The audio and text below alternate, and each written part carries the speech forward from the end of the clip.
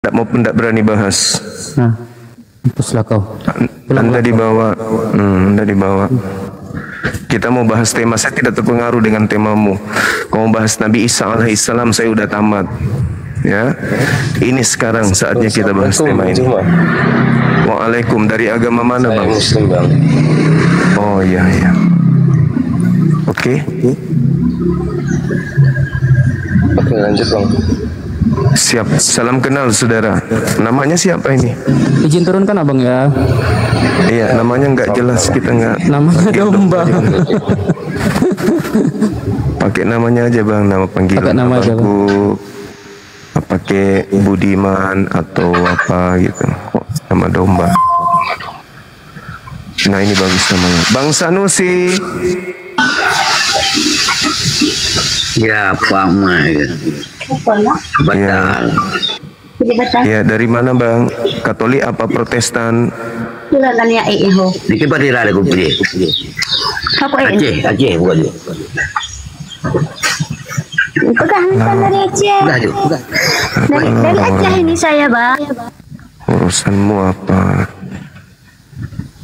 Kita pingin bahas tema. Kalau cuma mau diskusi liar. Baik, ini Kakak Heron, ini Kristen Gurunda. Oke. Oke. Baik. Selamat siang Kakak Heron. Shalom, Horas Bang Juma, Horas Bang Juma. Iya, Horas bang. Apa kabar Heron? Juma? Ya, baik. Ya bang. Ya, ada tema Oten semua adalah Mesias. Nah, temanya ini Bang ya, jangan keluar dari tema Bang ya. Iya. Abang berdiskusi santun dengan Boleh Bunda nggak aku? saya. Silakan. Bolehkah aku kasih saran Bang Zuma? Boleh ya? Boleh, silakan.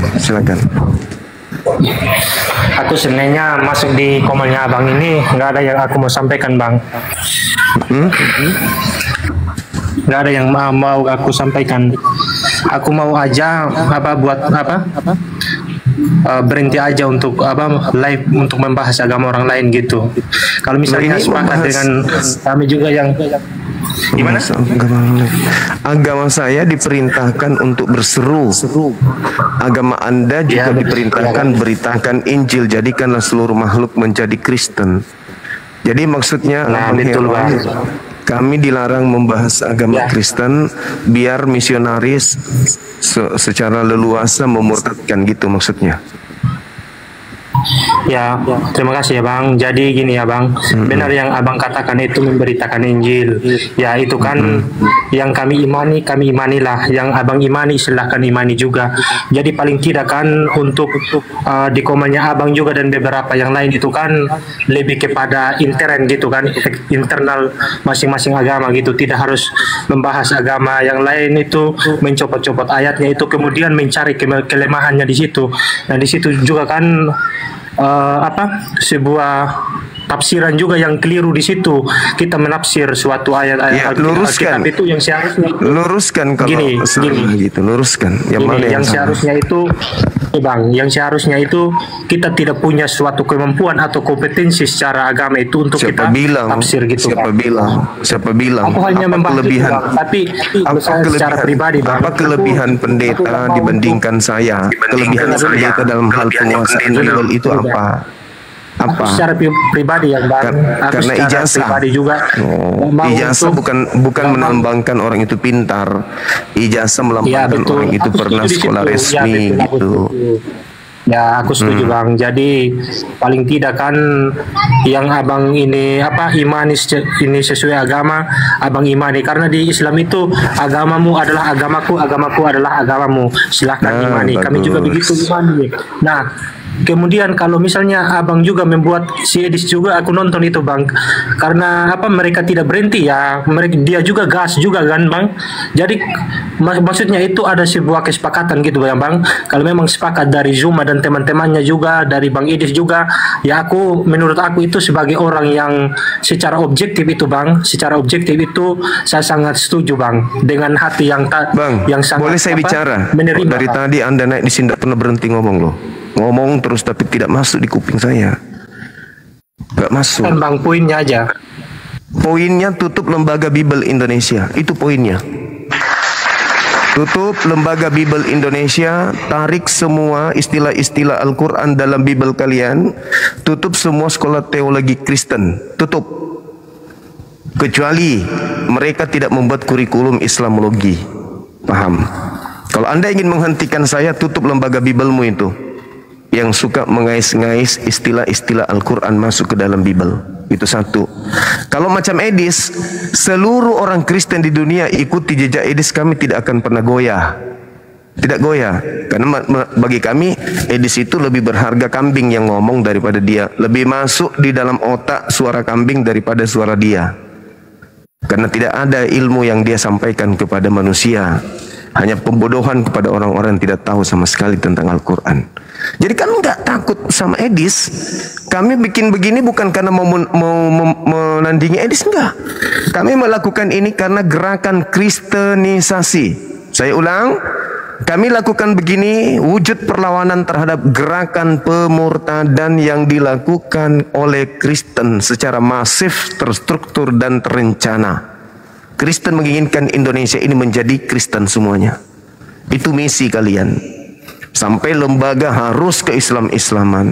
Kalian harus mengutus misionaris-misionaris ke kampung-kampung terpencil, mendirikan gereja di sana, padahal tidak ada penduduk. Demi apa? Demi untuk mengajak nanti orang-orang Islam awam untuk masuk ke dalam gereja kalian. Hentikan itu semua, baru kami bisa berhenti. Tutup lembaga Bible Indonesia. Atau kalau tidak mau tutup, hilangkan semua istilah Al-Quran di dalam Bible kalian. Yang buku Yunani itu, yang surat kabar robek dari sana tuh. Paham? Jadi saudara, niatan Anda itu baik, tapi terlalu dini Anda mengatakan itu. Hentikan dulu lembaga Bible Indonesia untuk mencetak buku surat kabar dari Belanda itu. Jangan menggunakan istilah-istilah Al-Quran di dalamnya, termasuk sampul, ganti Biblika atau Biblos. Jangan pakai Alkitab, karena itu nama lain daripada Al-Quran. Selama itu tidak berhenti, maka saya dan teman-teman saya selalu akan menggaungkan bahwa Kristen itu adalah pengikut palsu dari Yesus anak Maria. Gitu saudara. Kalian bukan pengikut, ya, kalian bukan pengikut anak Maria.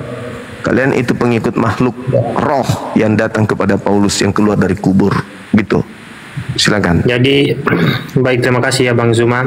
Sama-sama. Kalau aku lihat di live-nya Abang ini aku senang ya. Karena pertama senang juga ya, semua yang membahas agama itu aku lihat itu ada edukasinya di situ, ada apa namanya? Ada sebuah pelajaran begitu, pengalaman yang kita petik dari inti daripada pembahasannya di situ. Tapi paling tidak apa yang sudah Bang Zuma sampaikan juga tadi itu tidak semuanya saya terima ya. Dengan tidak semuanya saya terima itu karena memang ada beberapa hal yang memang menurut saya itu tidak perlu diucapkan dari mulutnya Bang Zuma gitu. Tapi paling tidak saya Bang secara objektif itu, kalau memang seandainya bersepakat untuk tidak mengotori media sosial hal-hal yang menyangkut dengan isu sara atau yang membahas agama itu, ya di situ saya hormati abang-abang yang di situ, bukan hanya dari Islam juga tapi dari agama Kristen dan agama-agama lainnya gitu Bang ya. Jadi mungkin itu saran dari saya Bang. Terima kasih atas jawaban dan masukannya Bang. Aku mau keluar ya. Oke, saya rasa cukup Bang ya. Iya ya. Makasih Bang ya. Enggak mau berdiskusi ya Bang. Mau lihat godang. Horas. Mau lihat. Horas. Ya Bang. Ya, selamat siang Bang Celson. Ya, selamat siang Bang. Oke. Iya, silakan Gurunda. Iya. Ini ada tema Bang, dari sekte mana? Katolik atau Protestan? Katolik Bang, saya dengarkan. Iya, baik. Nasihat Yesusnya kepada Bani Israel agar waspada kepada penyesat yang datang dengan memakai nama Yesus dan berkata, "Akulah Kristus." Kata Yesusnya, jangan kamu percaya. Di dalam Matius 24 ayat data nomor 4 nomor 5 dikatakan, waspadalah agar kamu jangan disesatkan. Kamu di sini adalah pengikut Yesus Bani Israel. Sebab akan banyak orang datang memakai namaku dan berkata, "Akulah Kristus." Mereka akan menyesatkan banyak orang. Nah, saya mengatakan bahwa mereka yang dimaksud di sini adalah orang-orang Kristen.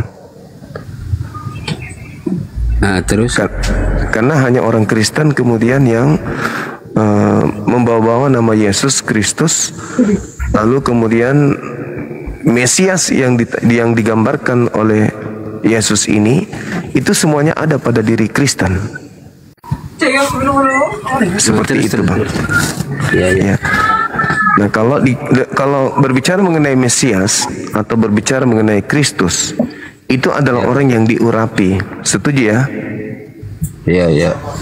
Orang yang diurapi berarti Mesias kan, Bang? Nah, terus Bang, ya. Nah, itulah yang terjadi di Kristen. Jadi Kristen ini berdasarkan dalil kitabnya sendiri, Kristen ini adalah Mesias. Permasalahannya. Oke. Maksudnya ini Kristen kan bagi dua, Bang, ya. Ada Protestan, ada Katolik. Ya, maksudnya yang Protestan ini maksudnya. Semua Kristen itu adalah orang yang merasa diri mereka sebagai Kristus. Tapi banyak di antara orang Kristen ini tidak sadar kalau dia ternyata adalah Kristus. Saya yakin sekali saudara Kelson juga ini tidak tahu berdasarkan Bible kalau Kristen itu, Katolik itu atau Protestan itu semuanya adalah Kristus. Iya. Lanjut Bang. Ya. Contoh misalnya di dalam pemahaman kita terkait orang yang diurapi. Pada hari ini telah lahir bagimu Kristus. Kristus ini adalah orang yang diurapi. Berarti orang yang diurapi ini adalah Kristus. Betul ya? Iya. Nah, apakah Kristen ini orang yang diurapi? Yang diurapi maksudnya semua Kristen maksudnya, Bang? Iya.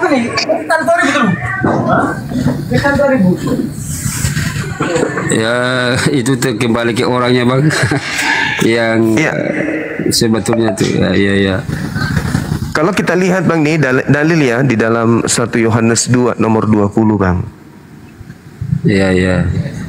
Diurapi artinya orang yang menjadi Mesias atau Kristus. Orang yang diurapi, orang yang ditasbihkan, ditahirkan menjadi Kristus. 1 Yohanes 2 nomor 20, di situ dikatakan kamu telah memperoleh pengurapan.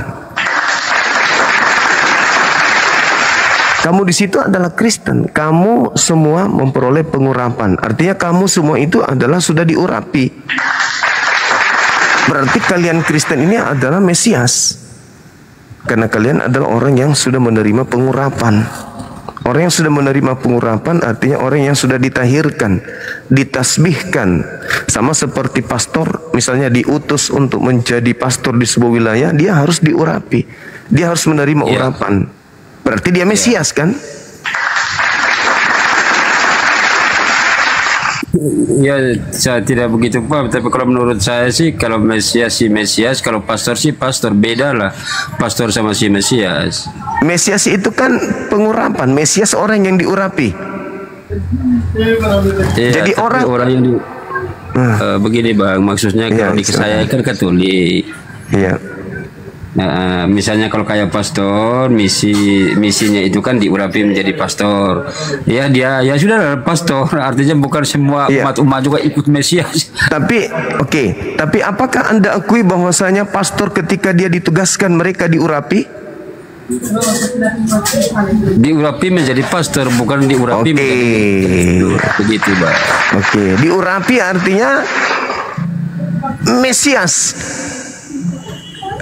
Mesias itu orang yang diurapi.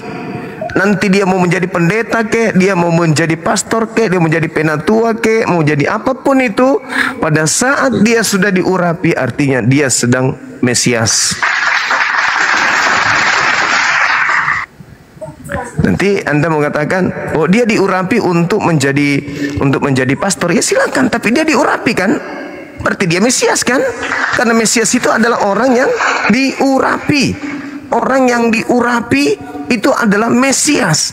Jasendang syukran. Nah, sedangkan Anda sudah mengakui bahwa pastor itu memang diurapi, ya berarti Mesias dong.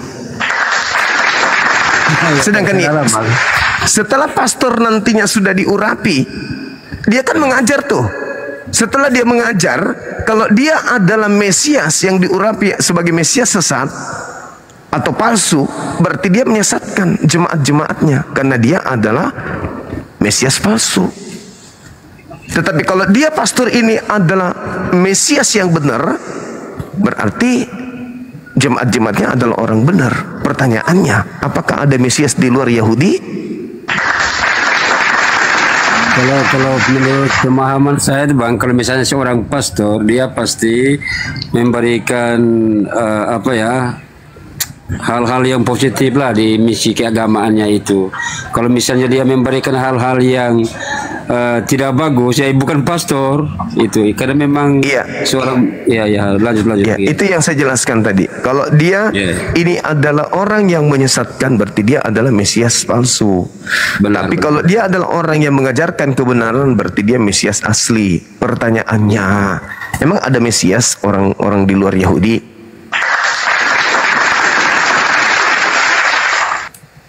Kalaupun dia mengajarkan ajaran yang benar, pertanyaannya itu, apakah memang ada Mesias di luar Yahudi, kan gitu? Kalau nggak ada, sebaik apapun ajarannya tetap aja palsu. Sedangkan Yesus mengatakan, waspadalah kepada penyesat yang datang kepadamu dengan memakai namaku dan berkata, akulah Mesias. Mereka akan menyesatkan banyak orang. Nah, ternyata berdasarkan dalil 1 Yohanes 2 nomor 20, ya Kristen ini adalah Mesias. Maksudnya itu begini Bang, kalau misalnya begitu tuh di dalam Alkitab kan saya sih tidak menguasai dari kejadian perjanjian lama sampai perjanjian baru itu saya tidak menguasai. Tapi kan Yesus pernah mengatakan akan datang muncul nabi-nabi palsu, kan begitu. Iya. Yang nabi-nabi palsu ini seperti abang bilang tadi itu benar, di dalam induk dari semuanya itu kan Katolik. Nanti kan ada cabang nih, ada Ortodoks, ada Protestan dan lain-lainnya. Itu kan nanti seperti abang bilang nanti malah memberikan pewartaan itu dengan caranya masing-masing. Seperti itu mungkin ya Bang? Iya. Nabi palsunya dari buahnya kita lihat. Kata Yesus dalam Matius 7, dari buahnya kamu dapat melihat mereka. Apa buah dari nabi palsu? Menggunakan nama Yesus bermukjizat, bernubuat, mengusir setan. Iya. Itu siapa Bang? Yang mengusir setan yang kita melihat, saya tidak menyebutkan oknum tertentu ya. Artinya kan yang penting kan adalah itu semua buah-buah. Itu buah dari nabi palsu itu. Jadi kalau mereka sudah keciduk melakukan hal tersebut, mengusir setan, bernubuat pakai nama Yesus, batangnya siapa kira-kira? Kan buah tuh, buah. Sekarang batangnya siapa? Kata Yesus, batangnya harus ditebang. Mengerti. Paham Abang. Kalau yang kejadian begitu sih banyak sih kita melihat di kehidupan tuh yang seperti Abang bilang bawa nama Yesus, yang itu banyak lah. Hanya saya tidak mau sebut itu siapa, nanti kan tidak elok lah kalau saya omong itu. Iya, saya paham ke mana arah pembicaraan saudara. Seperti ada di Senayan, bikin gereja tanpa dinding, obati orang di sana dalam nama Yesus, ya bermujizat pakai nama Yesus. Kata Yesus, dari buahnya kamu dapat melihat mereka. Nah, mereka yang mengobati orang di Senayan itu, di pinggiran-pinggiran Senayan atas nama Yesus itu. Selamat siang. Iya, siang. Iya, selamat siang. Tunggu dulu Bang ya. Itu adalah salah satu buah. Iya. Izin Gurunda, temanya menutupi izin. Temanya menutupi. Agak ke atas kan. Oke. Ke atas lagi. Boleh. Ke atasin dikit lagi. Soalnya menutupi hilang. Ke bawah ini lagi atau ke atas lagi satu. Nah, gitu. Oke, siap. Oke, lanjut Bang. Kita simak lah, kita enak lah omongnya kayak nyambung gitu kan, bagus lah. Makasih Saudara Kausan. Ya, Saudara Taufan. Siap. Karena saya dengar tadi bahasnya tentang nabi palsu. Saya ada kutip sedikit dalam kitab Alkitab, ini ada ayatnya. Yeremia. Ada Matius, ada Yeremia, dalam Matius, 2 Petrus, ada. Tuhan Ya, Yesus, silakan. Tuhan Yesus sudah Silakan. memperingatkan itu dalam silakan. Matius pasal 7 ayat 15 sampai 20. Yesus mengingatkan murid-muridnya untuk berhati-hati terhadap nabi-nabi palsu yang datang dengan berpakaian seperti domba, tetapi sebenarnya serigala buas. Mereka dapat dikenali dari buah-buah mereka, yaitu dari tindakan dan ajaran mereka. Dalam Apa buahnya, Bang? Dalam Yeremia, ya Bang, kenapa? Buahnya apa kata Yesus? Macam istilahnya dari tindakannya, ajaran-ajarannya mereka seperti itu. Ya kan disebutkan di situ. Apa buah dari nabi-nabi palsu tersebut? Tanda-tandanya, pengikutnya. Seperti tindakannya tidak sesuai dengan ajaran-ajaran Alkitab. Terus dibacakan aja Bang di situ. Kan di situ dari buahnya kau dapat mengenal Dia, memanggil aku Tuhan, bernubuat pakai namaku, mengusir setan, bermujizat. Itu dari Matius, dari Yeremia juga ada. Yeremia pasal 14. Nah, sekarang permasalahannya tanda-tanda ini ada di mana? Yang bermujizat pakai nama Yesus itu di mana? Kan begini Bang, kalau itu kita bicara tentang oknum sudah ya Bang ya.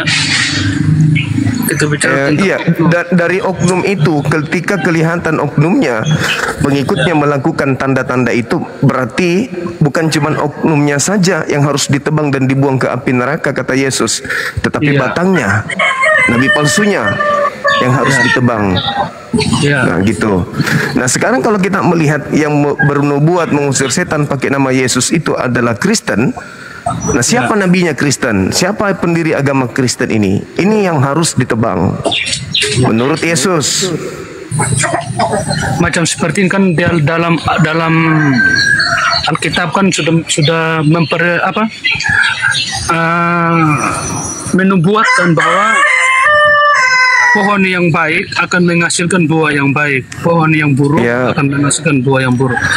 Nah dari situ kita bisa lihat perumpamaan itu bahwa kalau ada orang yang nabi-nabi palsu yang mengaku dia adalah domba, dia adalah murid Tuhan Yesus, dia adalah hamba Allah, tapi kalau ajarannya tidak sesuai dengan firman Tuhan, tindakannya tidak sesuai. Contoh misalnya, dia belajar tentang Alkitab, tapi kelakuannya setiap hari suka bunuh orang, fitnah orang, itu tidak patut. Tapi nggak ada di situ dikatakan tanda-tanda dari buah nabi palsu itu tidak begitu. Tanda-tanda nabi palsu itu memanggil Yesus Tuhan, bernubuat pakai nama Yesus, bermujizat pakai nama Yesus, mengusir setan pakai nama Yesus. Itu tanda-tandanya. Dan itu mau seperti apapun Kristen menampakkan diri seperti baik dan seterusnya, tapi buah-buahnya ada sama Kristen ya percuma Bang. Percuma. Makanya saya mengangkat tema ini. Oten itu diduga adalah Mesias palsu. Kristen, oknum Kristen ini diduga Mesias palsu. Gitu.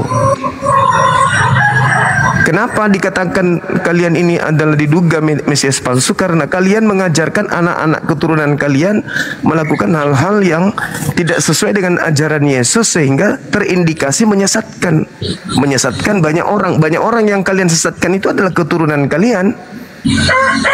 Macam dalam Yeremia juga Bang, di dalam Yeremia kan sudah ditulis juga pasal 14. Yeremia mengingatkan tentang nabi-nabi palsu yang membuat demi nama Tuhan padahal mereka tidak diutus. Perhatikan, atau diberi firman-Nya olehnya.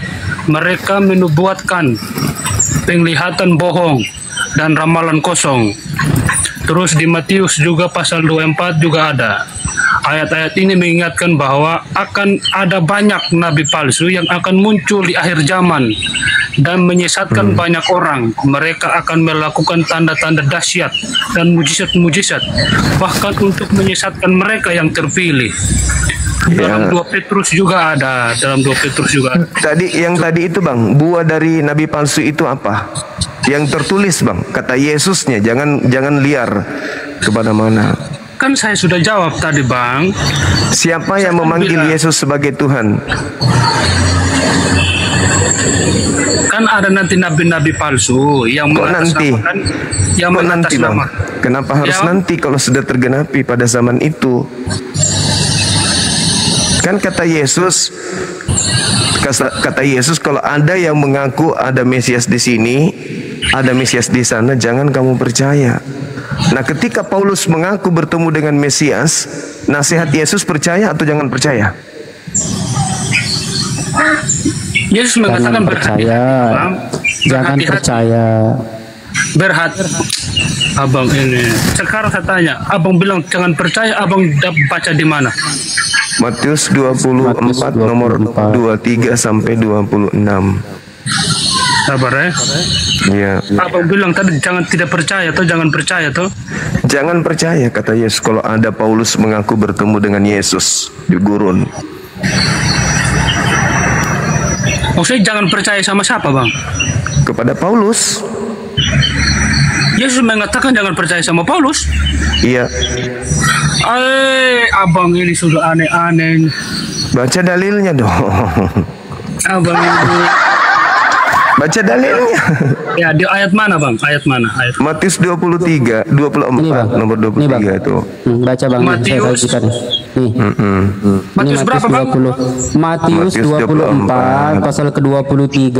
Pada waktu itu jika orang berkata kepada kamu, lihat Mesias ada di sini. Bang, ini bahaya abang dorang ini. Loh, kok bahaya pula? Kok bahaya? Emang dalilnya begitu? Dalilnya ada, Bang. Gitu. Dengar. Pada waktu itu jika ada orang berkata kepadamu, lihat Mesias ada di sini, atau Mesias ada di sana, janganlah percaya. Jangan percaya. Nah, ketika Paulus mengaku bertemu dengan Mesias di sana, di padang gurun, kata Yesus apa? Percaya atau jangan percaya? Abang ini. Sekarang saya tanya sama abang. Saya ulang lagi pertanyaannya. Ketika Paulus datang ke murid Yesus, mengaku bertemu dengan guru mereka, ketika Paulus menuju ke Damsyik, nasihat gurunya apa? Percaya atau jangan percaya? Dengar abang, saya jelaskan ya. Nah, sebelum dia menjadi Paulus, dia adalah Saulus. Dengar. Abang dengar dulu. Sebelum dia jadi Paulus, dia adalah Saulus, di mana dia itu pembunuh yang kejam, yang dia bunuh itu bangsa-bangsa orang-orang Kristen, dia bunuh, dia penjarakan, dia aniaya. Nah, setelah itu, sabar dulu abang. Menurut Yesus percaya atau jangan percaya? Abang jangan potong dulu. Setelah itu dia bertemu dengan Allah berupa cahaya. Dia melihat cahaya sampai dia buta. Nah, nasihat Yesusnya percaya atau jangan percaya? Abang ini. Dengar dulu sebentar. Apa yang saya mau harus dengarkan? Saya sudah paham itu. Tidak, abang tidak paham itu. Loh, kok saya tidak paham pertanyaannya? Begitu. Yesus menasihatkan percaya atau jangan percaya? Dengar, makanya dengar. Abang dengar. Saya kan cerita supaya abang paham, supaya pertanyaan itu berkualitas, abang. Pertanyaan abang tidak berkualitas. Pertanyaannya jelas. Yesus memerintahkan muridnya. Muridnya yang datang di Bukit Zaitun berbicara mengenai pribadi mereka. Mereka berbicara rahasia. Guru, apa tanda kedatanganmu? Tanda kedatanganku bla bla bla bla. Jadi kalau ada orang mengaku bertemu dengan aku di padang gurun, di dalam bilik rahasia alias penjara, jangan kamu percaya. Begini, betul abang. Betul tidak? Abang punya pertanyaan itu jelas, tapi tidak. Si CP aja bingung. Kenapa saya tidak mau buka mute ini, tapi saya ngomong apa ya? Ini materi berat kata dia. Gitu kan. Bukan masalahnya aku. Abang tidak paham sejarahnya. Menghargai, iya. Kan masalah ngomongnya. Abang dengar. Tidak apa-apa, kita dialog. Temanya kita ikut. Ayo silakan. Itu temanya tuh. Penjelasan saya tuh. Bang Taufan bisa sama saya dianya Bang Taufan. Siapa saya sama beliau. Supaya nanti silakan kamu tunjukkan. Begini, sebelum Paulus itu menjadi Saulus apa? Ini supaya nanti perintahnya bukan sebelum dia nyamar jadi nabi rasul. Bilang aja gitu. Sebelum dia menyamar sebagai domba, dia itu memang adalah serigala. Tapi setelah dia nyamar jadi domba, nampak seperti domba. Bilang aja gitu. Abang ini tidak belajar. Pertanyaan ya udah, saya, Bang Taufan, biarkan saya sama pertanyaan beliau saya boleh. kan jelas. Pertanyaan saya kan Bang jelas. Taufan turun saja, Menurut biar saya sama beliau. Yesus, percaya atau tidak percaya? Menurut Yesus. Abang, pertanyaannya abang itu tidak berkualitas menurut saya. Menurut Yesus percaya atau jangan percaya? Dengar. Apa yang harus saya dengar? Apa? Makanya dengar saya jelaskan. Apa itu? Paulus itu. Makanya abang dengar saya jelas. Sebelum menyamar domba, Paulus itu adalah pembunuh serigala. Iya. Terus apa lagi? Dia dipilih oleh Allah sendiri. Di mana dalilnya dia dipilih? Di mana dalilnya? Di mana dalilnya Tuhan memilih Paulus? Di mana? Oke, sabar ya. Saya buka ayatnya. Silakan. Abang ini makanya saya bilang si CP aja mau pingsan itu, malu aja turun. Tetap merasa kuat tinggal di situ. Ya, silakan si CP, kamu bantu itu jemaatmu. Sabar.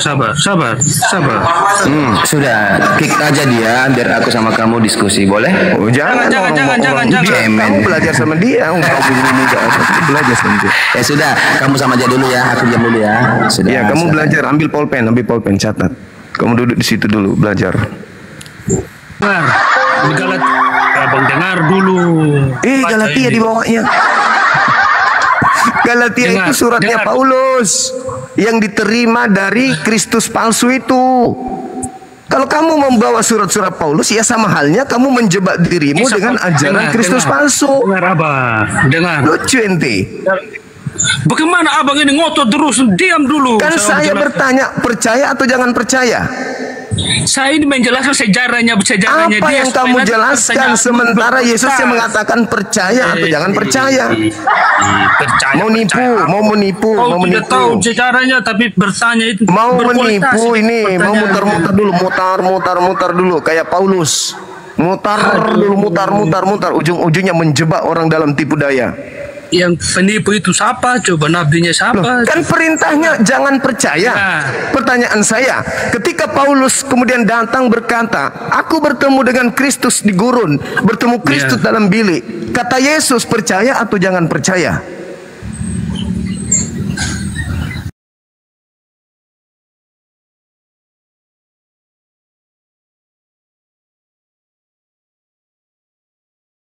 Logika kalian itu udah rusak menunjuk. Yang keluar dari selangkangan Tuhan. Di mana logika kau? Dari tema kalian itu menunjukkan otak kalian itu udah rusak. Keluar dari selangkangan Tuhan. Longor. Logika.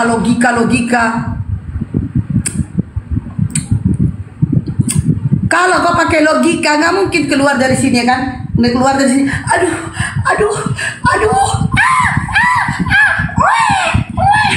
Keluar Tuhan. Ya, Bu, dimandiin dulu ya. Dimandiin dulu. Ya, mandiin. Tuh, Bu, ditete Ibu, ditete. Nete. Aduh Tuhan, jangan nangis Tuhan. Sayang Tuhan. Sayang Tuhan. Nanti kalau udah besar jadi Tuhan kau ya. Nete Tuhan, nete. Duguk. Mana logikanya? So bahas logika kau, kan? Katanya kau tuh maha pencipta. Katanya kau bisa menciptakan. Kau bisa membangkitkan orang mati. Kok bisa-bisanya kau nggak bisa ciptakan susu sehingga kau harus menetek? Gimana ceritanya? Kenapa nggak bisa ciptakan susu sehingga kau harus menetek? Maaf nih. Tuhan macam apa ini? Oke, Jackson, selamat siang. Jackson. Ya, selamat siang, Bun. Iya, Kristen Islam. Kristen, Bun.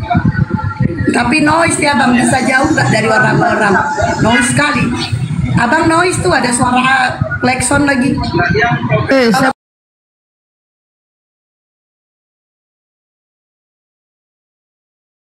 bagi yang kami memiliki pengetahuan tentang menghujat balik, tetapi kita akan di internal memberikan penjelasannya. Contoh, bahwa Nabi Muhammad SAW dikatakan menikahi Sayyidah Aisyah umur 6 tahun. Apakah itu valid datanya? Bagaimana ilmu perawian di dalam hadis? Bagaimana matannya? Ternyata ada di situ disebut matruk. Ada satu riwayat yang orangnya sudah tua, sudah uzur, namanya Hashim, itu sudah tua, sehingga dia juga dikatakan sebagai perawi yang lemah, yang buruk hafalannya. Apakah kita bisa aminkan itu?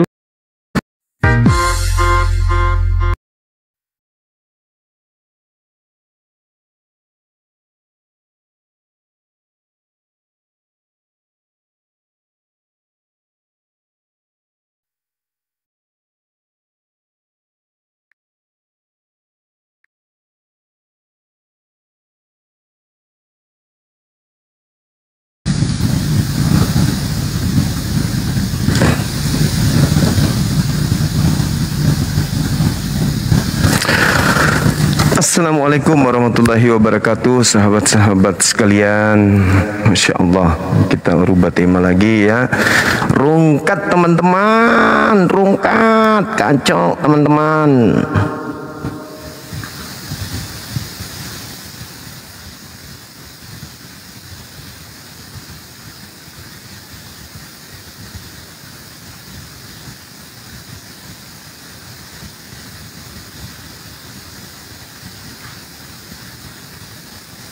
Ini lagi belum apa-apa dibatasi.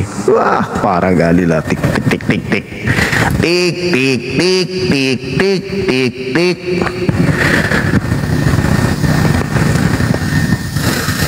Parah teman-teman. Parah, betul-betul parah. Kita undang lagi, kita tunggu lagi saudara-saudara kita yang oten, biar semangat lagi ya. Waktu kita masih ada kurang lebih 2 jam soalnya. Ayo silakan. Si CP tadi kira-kira dia nggak yang merungkatkan itu ya teman-teman?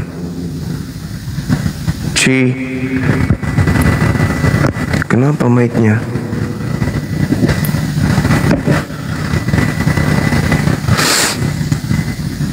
Dia yang merungkatkan tadi itu, si Congorpedia. Oh gitu ya.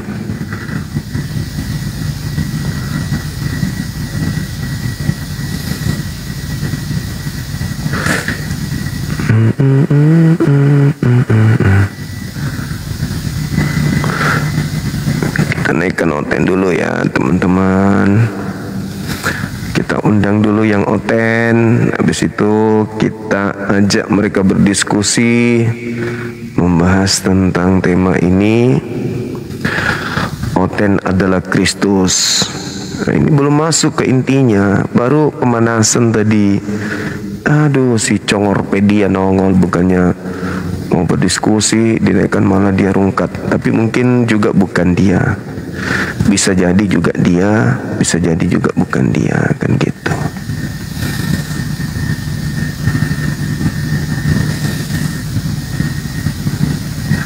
Congorpedia, kalau memang dia mau berdiskusi ya harusnya dia kesini kan ya.